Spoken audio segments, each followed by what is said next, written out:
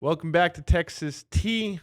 I'm Roger D, where I bring on entrepreneurs, hustlers, and prodigies to tell their success stories and how they've gotten to where they are now. Today's guest is someone very fond and close to my heart. He's helped me out a lot during some tough times, and he himself, in the earlier part of his life, had no outs.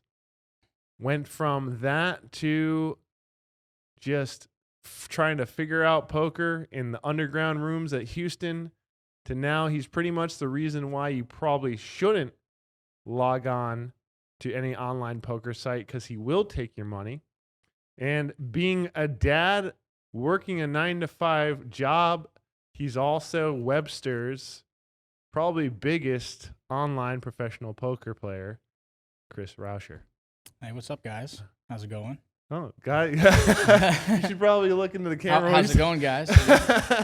What's up, dude? Not much, man. I'm happy we could finally make this work. Yeah, Because I canceled on you. I got ghosted. I didn't get canceled. It wasn't really ghosted. ghosted per se. I just I'd have to say that I think New Year's Eve being on that Thursday kind of screwed everyone up. That's so good enough excuse, man. I know. I've been giving you excuses the whole time I've known you. It's about right. Yeah. So it's par for the game. Yeah, pretty much. Pretty much. So I've seen your whole transition, man. And I think those who want to get into poker feel like they can't put enough time in, and you're like the living example of balancing it. Mm-hmm. I mean, I don't know if Liz would agree with that. Yeah, it's tough to balance it, man. Yeah. I mean, it's just tough to balance. Yeah. Balance is a hard thing in general anyway, Yeah, right? yeah. For anybody's life, right? Oh, yeah. But throw poker in the mix too. It's tough to balance that. Oh, But yeah. that's been my hobby, and that's been, I like money. Yeah. So money addictions, can rule the roost. So Yeah. yeah. So if someone's like, you know what, I want to be the next Chris Rauscher, which I know you're just one of a kind, but if someone wants to be the next Chris and be able to balance life and also become a professional at online poker, what would be your first advice for them so that they could get into it for the long haul? if you're gonna start playing online, and if you come from live play, especially around Houston and stuff, don't log in to any online site and expect to just jump in the same stakes you're going to start playing that you were playing live and expect to win. The players online are are much tougher. They're a little bit more balanced. They're tighter, and also, I would suggest starting off real small if you're going to play online. Start off real small. Build you a bankroll, do some research, get online, find some sites that offer some training to smaller stakes. When you get to a point where you have built a bankroll, get a coach.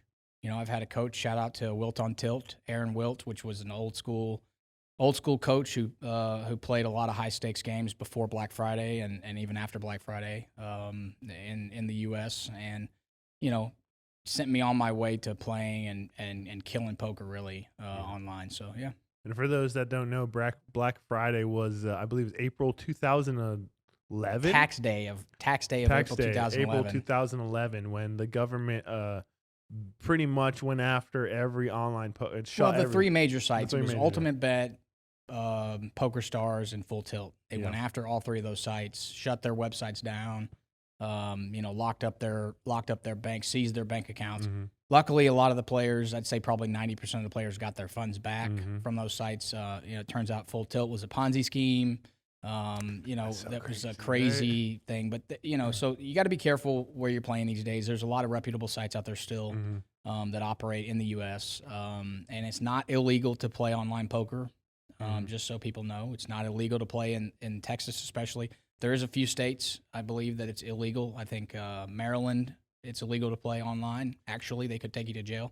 Oh, wow. But I think the legality comes from some old laws that were written about wire transfers and stuff, and banks not being able to process transactions for you on the basis of gambling. So I think that nowadays with Bitcoin, you can do a lot of those transactions yourself, right? A lot of sites offer Bitcoin transactions. So you get the Bitcoin, you sell the Bitcoin for cash. So it's not really an illegal thing. And the feds aren't really looking to come after those sites anymore, as long as they're not a Ponzi scheme.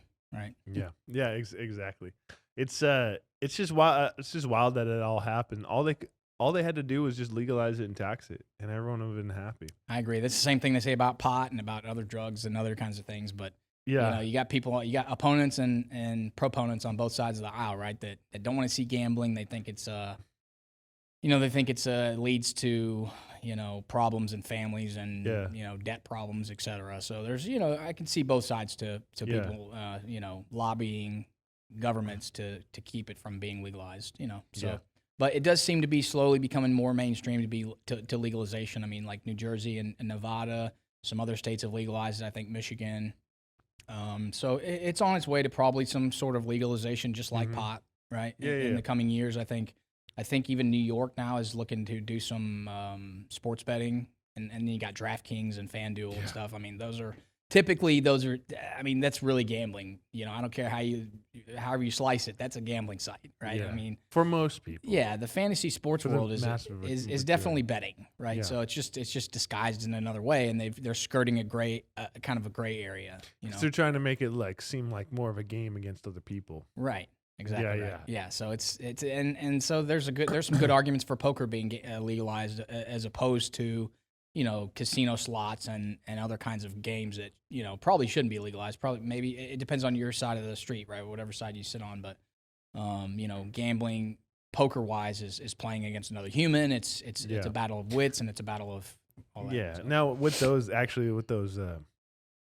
football sites, I think a case could be made. Hey, someone puts a lot of time into figuring out what players are the right players, and that's a skill-based thing. Absolutely. But yeah, it definitely could be. I definitely think sports betting is a skill-based thing too. Yeah, it's just way harder to prove, I think. Yeah, I agree. Then at least with poker, I think it's clear based on what we see live. Yeah, definitely. Yeah, it's definitely clear that poker is like a chess sort of game, right? Mm-hmm. Chess was a big thing. If anybody's seen Queen's Gambit, I recommend it if you haven't seen it yet. On Netflix, right?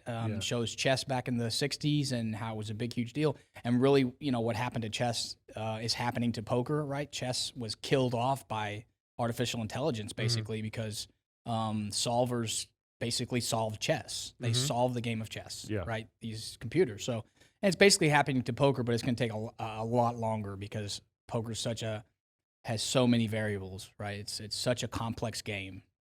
So, yeah. Yeah, well, I think what's going to make it harder, or at least it always will have some sort of human aspect, is the fact that, not all a computer can't know all the details. Sure. Right? And it can't know what the individual is emotionally going to do. Right. Right? Yeah. And I feel like there will always be that block where you could still in live be able to take advantage of how someone acts emotionally. Sure. Because I think the only way is that if everyone just stood there or just sat there with no emotion, right. And that would just be the live poker's a long way from anybody really, playing any sort of real optimal strategy. Yeah. There's so many things that go into live play besides the cards and the pot size and ranges, right? There's so many other things, reads and so forth, emotions and all that stuff, man. There's intuition and a lot of things go into live play that really doesn't really translate well to online, right? Online is such a different format, right? You can't see your opponent.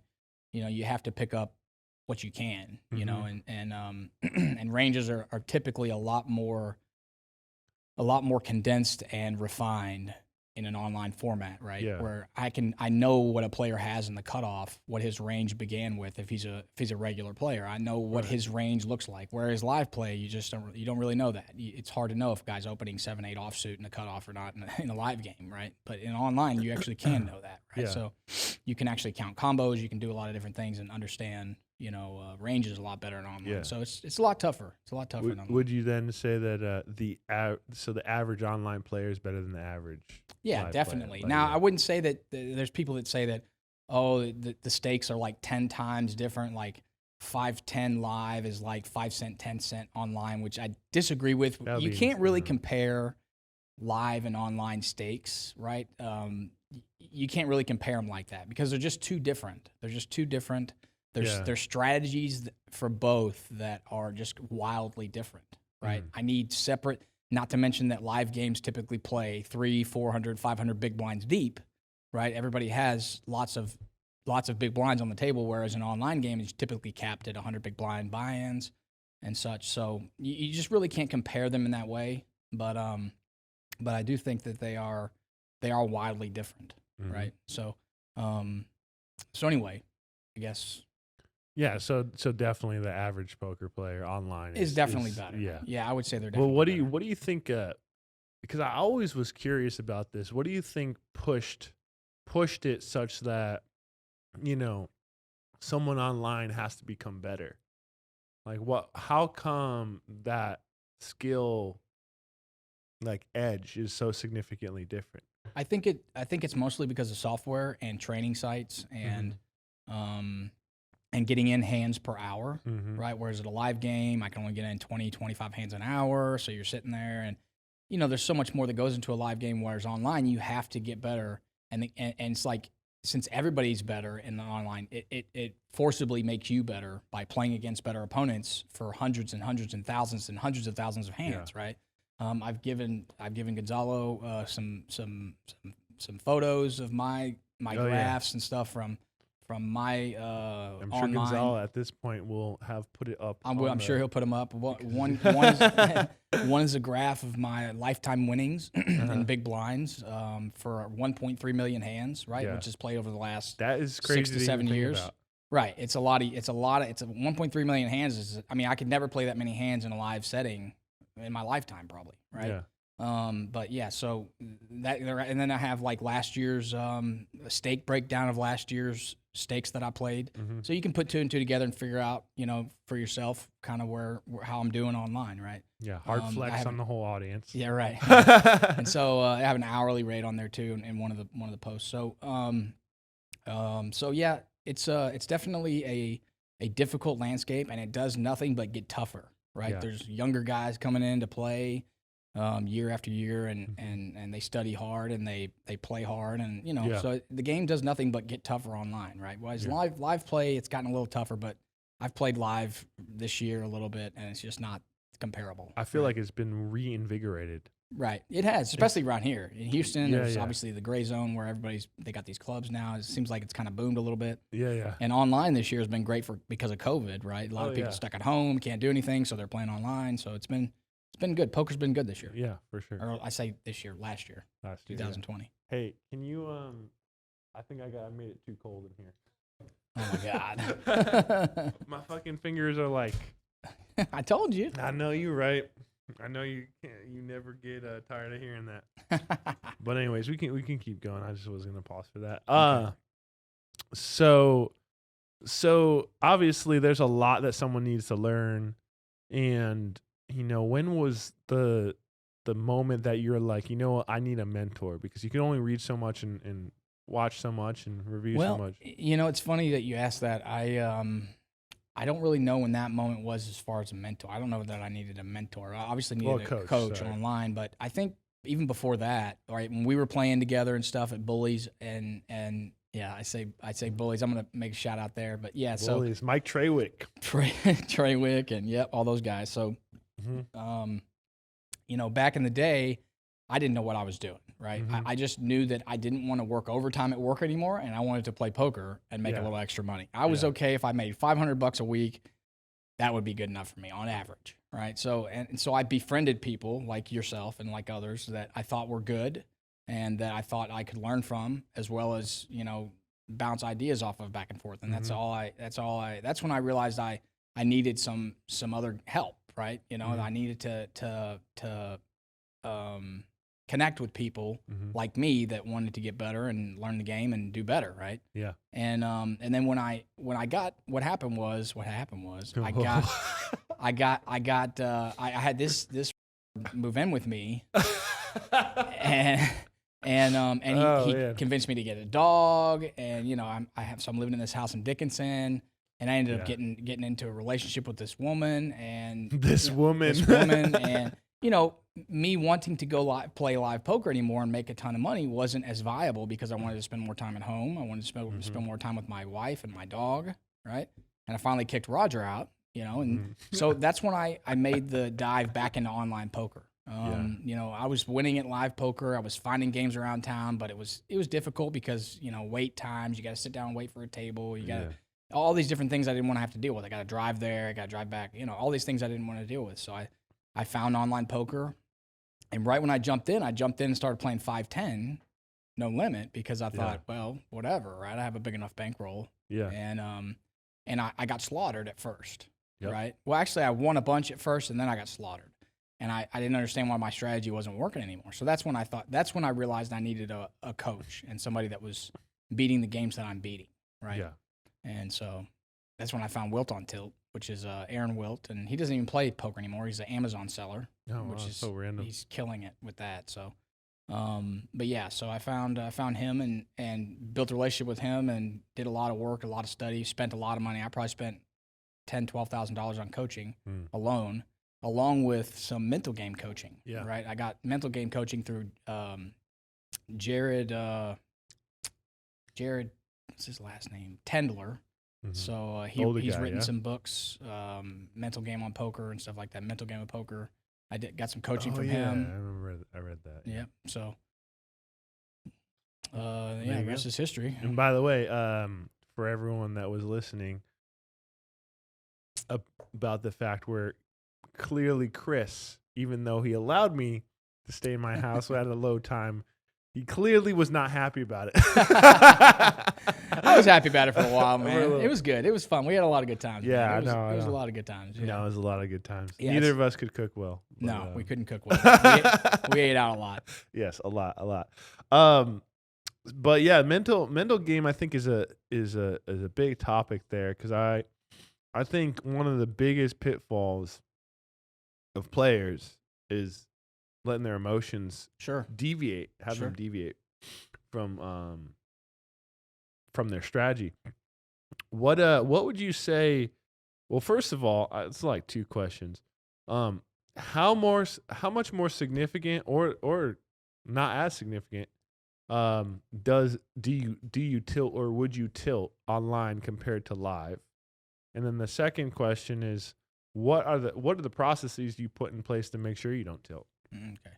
So tilt is a pretty broad statement, right? Tilt could mean anything from playing too many hands to, breaking computer screen, right?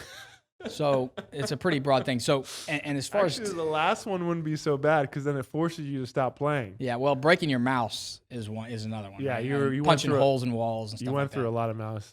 Yeah, a lot of mouses. Yeah. So, and I've punched a hole in the wall at my old house and stuff. So, and I've gone through a transformation. Obviously, when I used to play live poker, I would tilt here and there. Sometimes I would get so angry I'd stand up and I might slam the table or something like that.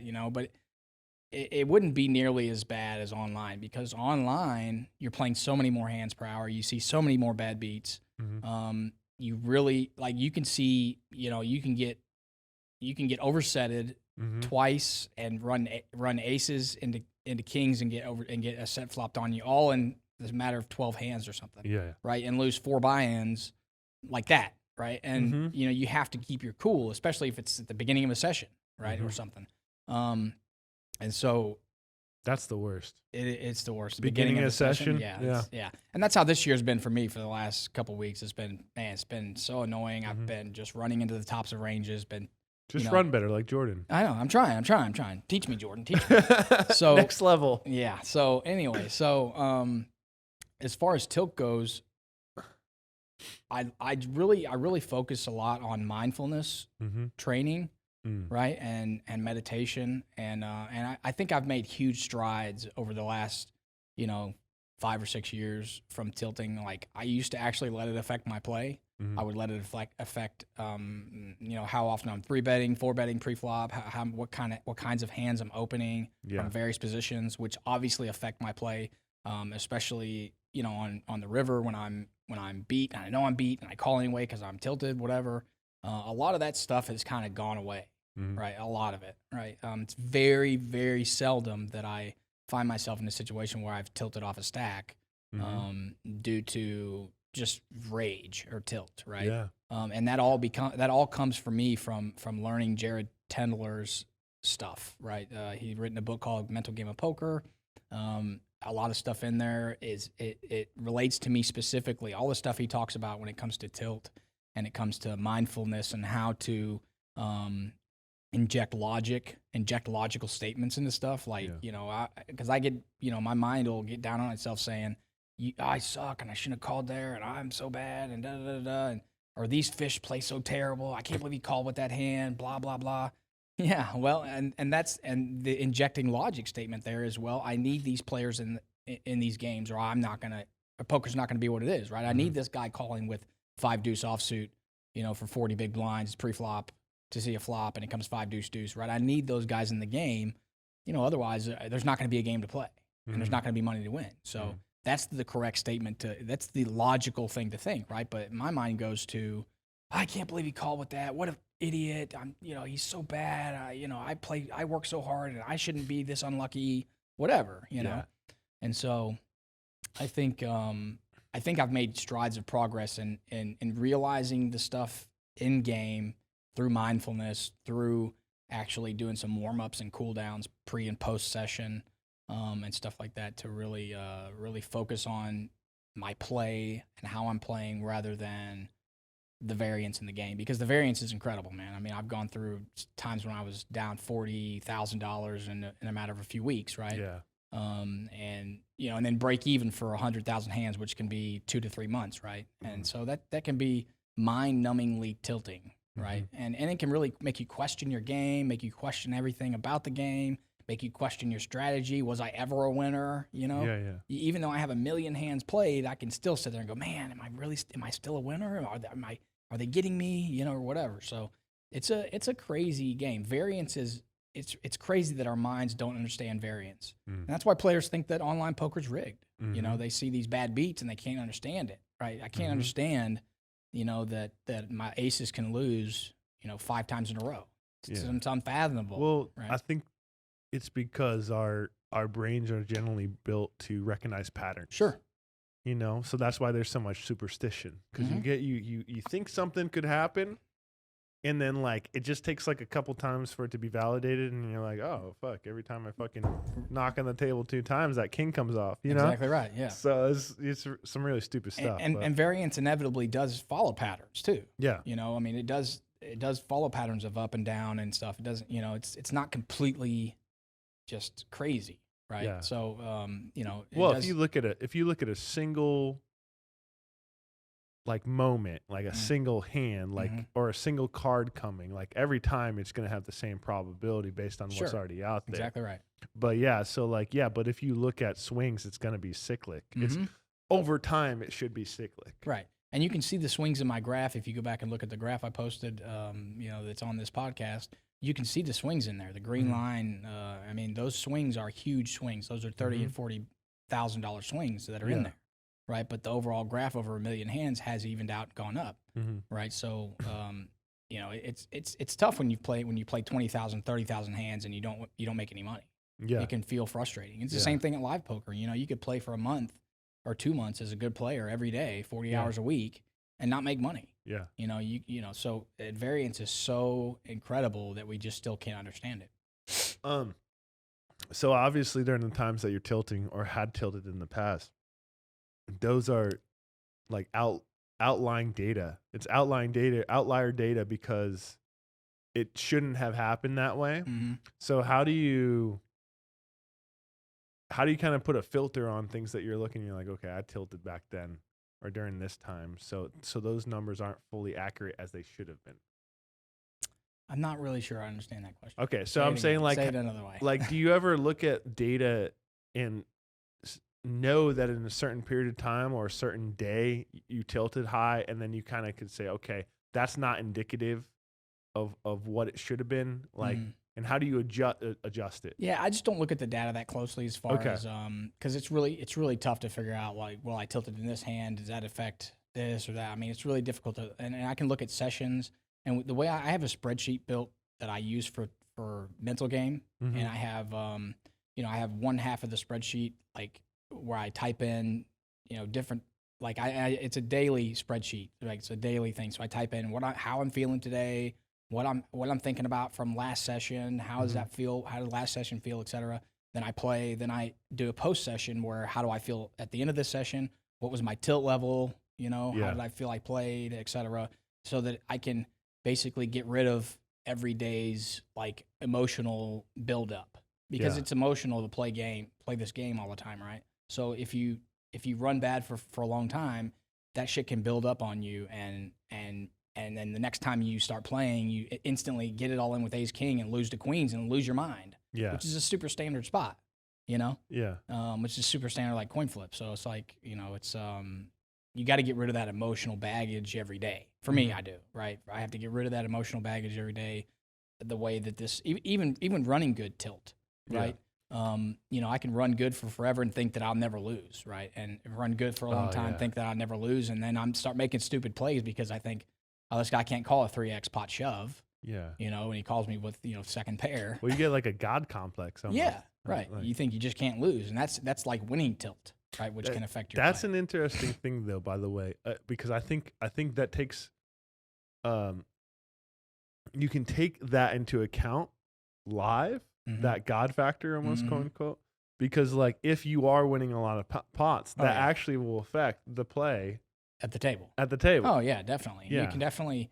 Obviously, you should be playing more pots and playing more aggressively and playing, bluffing more probably when you're winning a lot at a table because people just like look at like, oh, I'm gonna mess with that guy. Right. So that's kind of the same. That's kind of along the lines of what we were talking about, like the differences in online and live, right? Where that stuff doesn't really correlate in a live game, where it does correlate. That kind of those intricacies correlate in live, where these little small things that I should be bluffing more when I'm winning a lot and bluffing less when I'm losing and look like I'm losing. Yeah. Right? Yeah. Lost 3 or 4 hands in a row in a live game, I should probably not bluff this time. Yeah, yeah. Right? Yeah, interesting. So, I wonder how that would all work out if somehow AI... First of all, I can't even imagine a future where AI is playing at a live game. Yeah. That'd be so weird. Like, that's some, like, next level, like, Cyberpunk 2077 shit. But, I don't know. I dropped that in there. I haven't even played the game, so I don't even know if that makes sense. But yeah, like, it's so wild to think about that because I think we get so caught up sometimes with talking about. I know we haven't talked about GTO. For those who have no idea, game theory optimal play. But I really think it's way far off because of that factor. Because of it's way more human, especially because. Chess, which was solved, as you said, had 2 players. Right. You have 9 or 10 people at the table. It just becomes in all different emotions, right? Yeah. And definitely those chess players at that level are way more disciplined than, a card player. Yeah. Joe, who just came off of a heater on the blackjack table. Right. He's not like, well, I'll sit down and play GTO. Right. Yeah. But I think that's a good thing to go off of here. Talk about game theory optimal play. I think that's a big thing now. I think pro players are really trying to get into that. But we were talking off the camera that you feel like that's something that's not as important because it just leads to just slightly above break even against the field that there is now. Yeah, so I think GTO play obviously is good for a fundamental understanding of the game. Yeah. And real quick, for those who have no idea what we're talking about, what is game theory optimal? So we'll make it simple. So game theory optimal is the way that you play a game to make it to where you and your opponent can't win off each other. Like it's like tic-tac-toe where neither player can win, or rock paper. Like for example, what's the proper strategy to play rock, paper, scissors? Yeah, to not think about it. To just No, the proper strategy to play rock, paper, scissors is to throw rock, paper, and scissors equally at 33% of the time equal. Right. That way you could never beat me. No matter what strategy you use, you can never beat me because I'm always using that strategy. The best you can do You'd have to have like a little thing in your head that picks it. Right, some kind of RNG. You have to have some kind of random number generator that picks it 33% of the time, right? So you could never beat me no matter what strategy you use. If you say, I'm going to throw rock every time, I would still beat you. Even if the only way the best you could do against me is to break even. Yeah. You could use the same strategy, throwing rock, paper, and scissors 33% of the time, and break even. That's basically the best analogy I can use for poker, right? Is that GTO for poker is a strategy that both players use that neither can beat each other, right? It's an equilibrium strategy. So I think that it's still a ways off from being solved, poker. It's not like just because we have some softwares like PioSolver and GTO Plus that these softwares have solved poker, right? Because poker's not played heads up generally. It's played several players, right, at the table. And also the strategies are too difficult to implement in game, right? By a normal human, right? There's some players that are pretty good and pretty close to arriving at GTO solutions, right, in game. But I think for the vast majority of players, we're a long ways away from any players at mid stakes or lower really using GTO strategies well, right? I think players are still making a lot of mistakes in bet sizing and other details. So I think that mass database analysis in online poker is probably the best use of your time, these days. Mass database usage. Okay. Mass database analysis to figure out what your opponents are doing so that you can figure out a way to exploit that. So it's not so much trying to solve the game as just kind of knowing the macro of what most players are doing right We now. want to know what the fundamentals are of betting and raising and, range versus range compositions and combinations of hands and stuff like that to really, we want to know all that stuff. That's the fundamentals of poker, right? Especially online poker, right? We need to get a strong fundamental, foundation for that stuff to be able to even exploit another player, right? Well, how do we know to exploit another player if we don't know what optimal strategy is, right? Right. So, and that's ever changing. Yeah. Because, the way the general player plays and the ranges they're playing with is going to continue to change. Sure. I wonder if it's ever going to like flip and just get wildly worse. Oh, I don't know. Yeah, because I always thought about that. Like everyone's saying, "Oh, it's getting tougher and tougher." But like, at what point, if it doesn't become game theory optimal, would players deviate from that, where they just like flip to a crazier, like looser style, just to like go against the grain? Yeah, it's hard to say, man. I think it's so far, from what I can tell, it's growing closer and closer to GEO. Like the strategies that populations. When I say populations, I mean populations of players in different sites, online. The populations are gravitating more and more towards GTO strategies. There used to be a lot of overfolding and a lot of underbluffing in online games, just like in live games. And that's slowly changing, where players are bluffing it more closer to optimal frequencies. They're folding and calling it more optimal frequencies. So you just have to really. There's still money to be made, though. I mean, obviously nobody plays perfect. Nobody plays perfect poker, so there's still money to be made. Yeah. How long do you think it's going to be until it online becomes like a GTO fest? I don't know. That's still up for debate, man. It's been people saying, poker's dead, online poker's dead for a lot of years now. And it's definitely not.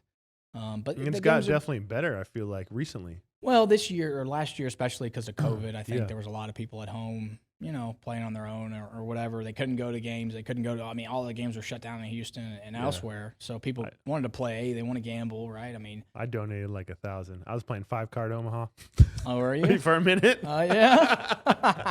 Yeah, the 5-card Omaha get you, man. Yeah, that's a gamble. It's gamble. Yeah, I still don't play much Omaha these days. I play a little bit for fun. As Matt calls it, the great game. Yeah, it is a fun game, and it keeps a lot of fun players and recreational players really happy. And it's hard to have anybody really in bad shape in a PLO pot, right? I know, but you can make some egregiously bad folds. Sure, absolutely. Yeah, and you can bluff a lot more. Yeah, in which is Palomino crazy. Yeah. which is crazy. Yeah.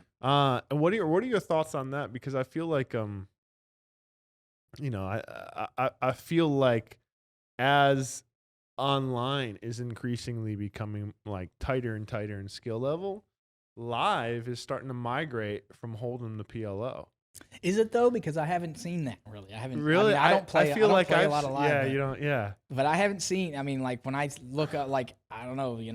Are there more games in PLO than there is in Hold'em at a normal live game? No, but I feel like it's way juicier than I've ever seen it. Well, it may be juicier, maybe because of COVID or something, maybe because of stimulus checks. I don't know. Who knows, right? Yeah, I mean, that who knows $600 why? shot. Who knows why? Maybe juicier, maybe because of inflation. You know what I mean? Yeah. That's another thing you got to think about too. Is like, 10, 15, 20 years ago, I mean, the dollar was worth more than it is now. That's so true. a 2-5 game winning, was a lot more money than it is today. A 2-5 may overtake 1-3 as the normal standard game. Yeah. Right. That's an interesting thought because I thought about that as well in general. I actually thought about that in our industry too, like just about margins and where margins are going, et cetera. And that's the same thing there. Like I feel like if you look back to when we learned, like 1-2 seemed big, and our thought is just because, well, we didn't really know, but like 1-2 was big in the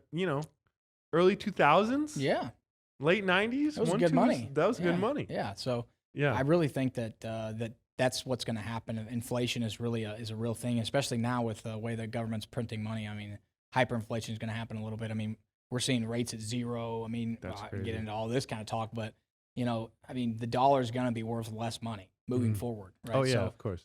You're going to see less 1-3 games and more 2-5 games. People are going to have more dollars in their account, right? Literally, because of stimulus money and because of other ways they're making more money, whatever. But the dollar's worth less. It's going to cost you, instead of $1.29 for a Dr. Pepper at the store, it's going to cost you $2.29, right? Yeah.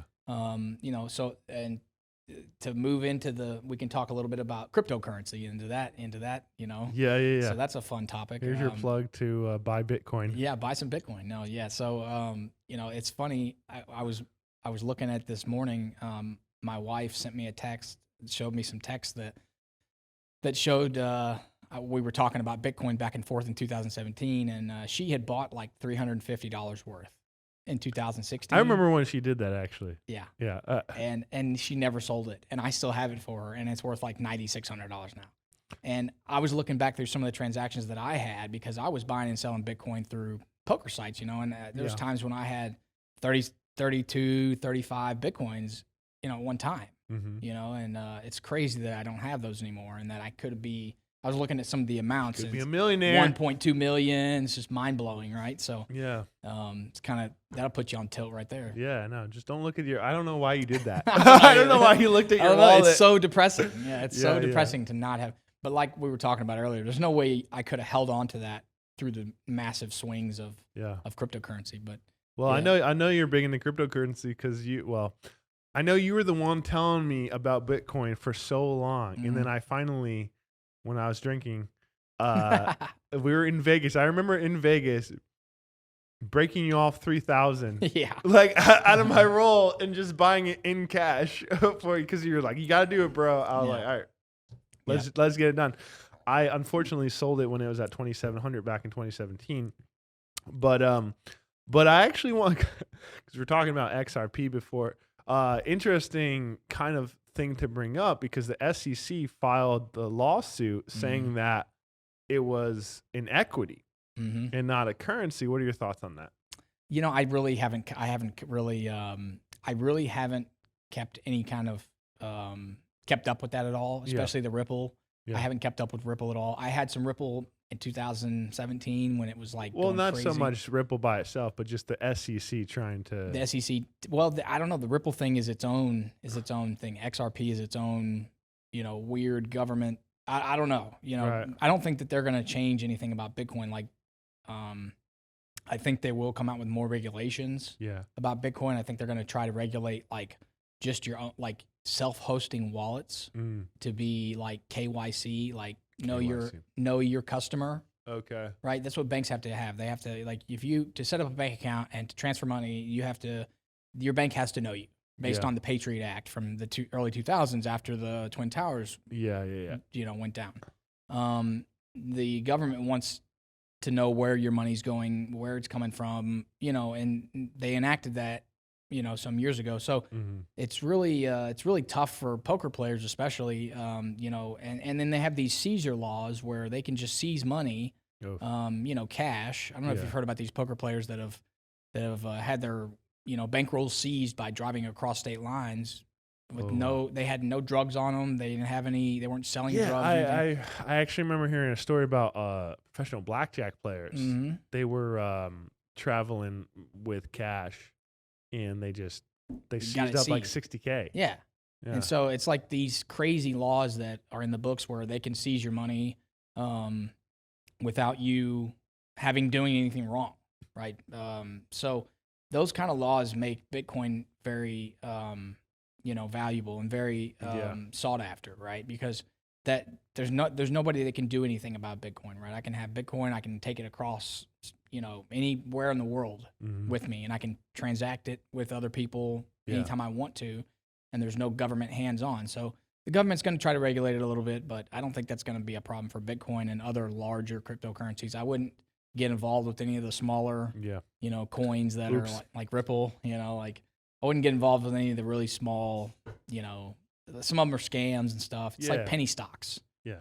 Like so. Dogecoin. Yeah. Well, like Doge, you mean? Dogecoin. Yeah. I mean, that one's a big one. That one's a decent one, but there's some other really small coins that I wouldn't get involved with. Okay. So. Well, I think everyone and their brother was starting coins. Yeah. Right. Exactly right. It's an initial coin offering, like ICO. Like it's like. Ethereum, Litecoin are the bigger ones, right? Ethereum, Litecoin, Bitcoin Cash. I mean, those are some. But this is going to be a staple for online poker players. They're always going to need it. Well, that and illegal dark markets, right? I mean, underground dark markets. In the dark web, selling drugs, all these other kind of, nefarious things. They use cryptocurrency, and that's where the real value of it comes from. Is places like that, and places where governments try to seize control of currencies and this and that, right? Where people want freedom, right? And decentralized way to send money, right? So I can send money across to somebody in Asia. I can send $30K without the government's permission, right? Whereas sending it through a bank account is very difficult. Do you think that's the thing that's really holding it up from becoming really solidified as a way of currency? Well, I was going to say, what do you think is the necessary step for Bitcoin or any other cryptocurrency to get legitimized? Well, I think it is legitimized. I think this last bump recently was from PayPal buying a bunch. And stuff. I think it's already legitimized. I think that it's not, the goal of it is not to replace like currency, right? It's not Visa, MasterCard, and all these other companies can make transactions in seconds, microseconds, right? You can make a transaction, buy coffee in a second, whereas Bitcoin's not really good at that, right? It's not good at that. Now, in the same way, well, even I don't think they ever will be, but it's in the same way that I don't buy gold and go to the store and buy coffee with my gold coins, right? I don't do that. It's a store of value. How many shekels? Right. So it's a store of value. It's something that's not gonna. It's something that's not gonna be inflated like the dollar, right? It's not gonna be printed. There's a tight supply, right? So there's a lot of arguments to that back and forth about, the dollar being inflationary is actually a good thing because it keeps people spending money, right? Whereas, if everybody just held their money and knew it would be worth more later, nobody would go spend any money. We would, it doesn't keep the economy growing, right? That's what the U.S. dollar is made to be, inflationary. Whereas, Bitcoin is deflationary, where there's only ever going to be 21 million Bitcoins, ever. Yeah. Right. And, but that's not always a good thing for a currency to be deflationary. Right? So, I don't know. There's a lot of thoughts and stuff. If anybody wants to look at some good conversation about Bitcoin, there's a thread on 2+2. If you don't know what 2+2 is, it's a gambling forum online. It's been around for ages, and they have a Bitcoin thread in there that has some really smart people in there that talk Bitcoin all the time. Yeah. And there's some good arguments for and against it right in there. And there's some millionaires in there too that have held on to it from the get go. So That's crazy. yeah, it's a And if you fun really, topic. if you really want some good advice, just go into the form Bragg's Beats and Variance. Yeah, Bragg's Beats and Variance. BBV for life. BBV Yeah. for life. That's Yeah, the Bragg's Beats and Variance. Oh man, it's been a They while get since I've they been get on. beat up in there. So yeah, if you haven't found 2+2 and you're a poker player, you're not doing it right. You know, get on 2+2. It's a fun forum. There's some, I started a poker goals and challenges thread some years ago, back when I was playing 510 online, and there's some good threads in there. There's some good solid people in there to connect with. I've met a lot of people online that I know really well through 2+2 and such. So yeah, it's a good forum. It's a really good forum to get involved with. Is it worthwhile to pick up some books? And I know there's so many outdated books now. I really don't even know. I mean, Matthew Jonda's book on GTO stuff. I don't even know what it's called. Applications of No Limit Hold'em, I think is what it is. His book is really good for understanding GTO poker and understanding. We were taught in the beginning years ago that you bet for value or you're bluffing, right? Basically, there's two reasons why you bet. You're betting for value or you're bluffing, and that's not why GTO solvers bet, right? They bet for protection and to deny equity, or to build a bigger pot, to win it. Well, that initial thought is for, an unbalanced play that can be used to take advantage of other players, right? But like, I mean, if someone's on here and is like, man, this all sounds like crazy to me, and they have no idea about poker, I mean, there's got to be a place for them to start. Where is that? Yeah, I would check out, Doug Polk's training site. I don't even know what it's called. Man, that guy loves to hate on Negreanu.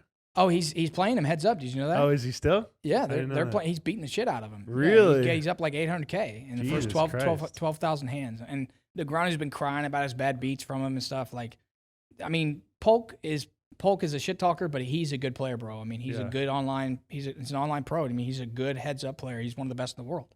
Yeah. Right. I mean, I don't know why Negreanu's such a d-bag these days. He didn't used to be, but I don't know. And that's my opinion. So yeah, that's weird. He used to be a really nice guy. I used to think Negreanu was cool, and he probably still is to people, but I think his fame and stuff has just gotten him to where he's just not the same guy. Got you.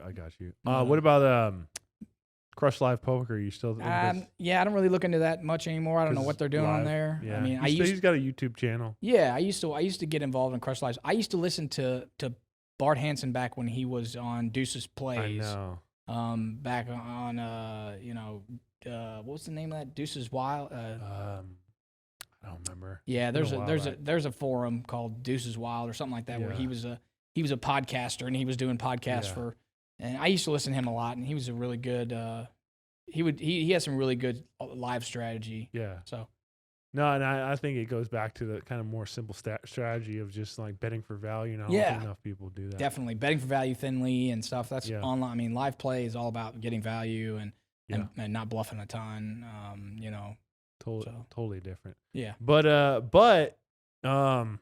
if someone's looking for a coach, are you still coaching? I am coaching. Yeah, I do still coach. I coach players from 50 NL, which is 25 cent, 50 cent online, up to 500 NL, which is 2.5. Yeah. I'll coach some players at 510, but not very many. And so I don't do a lot. I don't take a lot of students on. I don't have any right now. So I usually take 1 to 2 at a time. If I do, and I don't do any advertising for it really, but yeah, I will take some students here and there for online play.